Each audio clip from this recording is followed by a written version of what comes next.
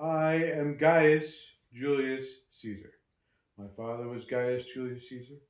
My grandfather was Gaius Julius Caesar. I know you look at me and say that is a striking resemblance to my teacher, Mr. Baldini.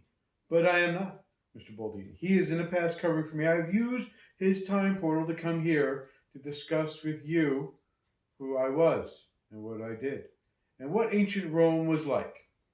So, first off, as I said, I am Gaius Julius Caesar. I will start by telling you a little bit about me. My family is connected to Gaius Marius, who hopefully you have learned about, but if not, you will learn about eventually. Gaius Marius was a consul 7 times, and for those of you who remember what it was like to be a consul, know what it means, you can see just how prestigious it was.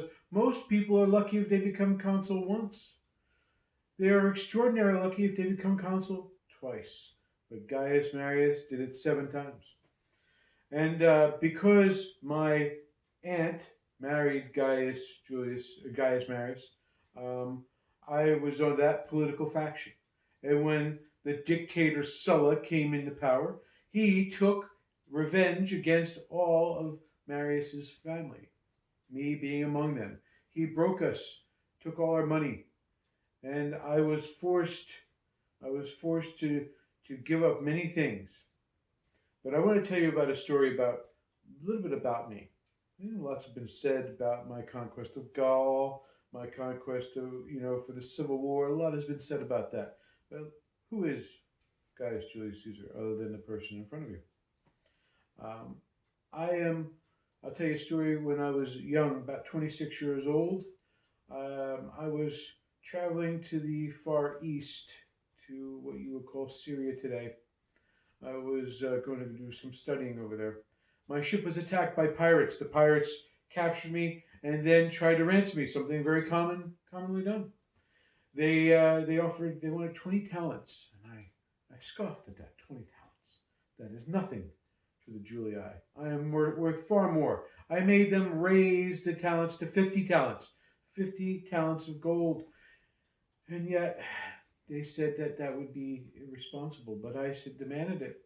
And then I made sure I sent letters out. I was able to find the 50 talents. And as I was held captive for quite a while, I would spend my time writing poetry, reading it to these barbarian pirates. And they never understood what I was reading. They didn't get it. They were not quick with it. They were dull. They didn't understand my poetry. What do you expect from pirates?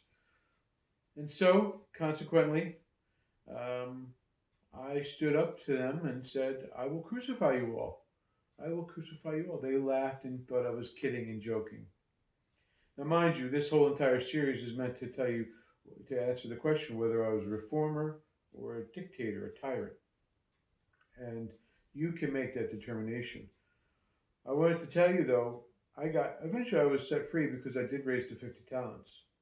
And I went back to the nearest city, went to the governor, and I raised a naval force. And I went to the island that the pirates were calling home.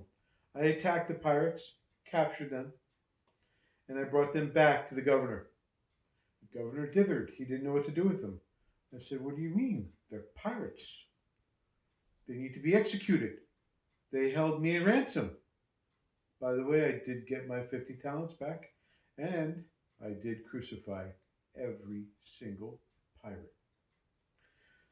Because when you cross Julius Caesar, you learn to pay the price. So, some people have asked me, why was I so ambitious?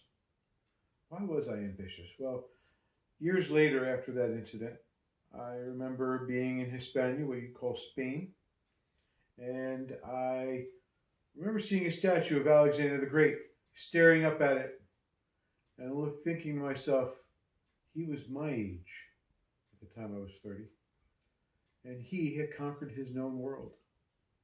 I have done nothing. I have done nothing compared to that. I vowed then that I would be better known, better respected than Alexander the Great. And that's just part one of my story. Until next time, and there will be a next time, my friends, be jolly, Keep your hands clean and make sure everything is well with you.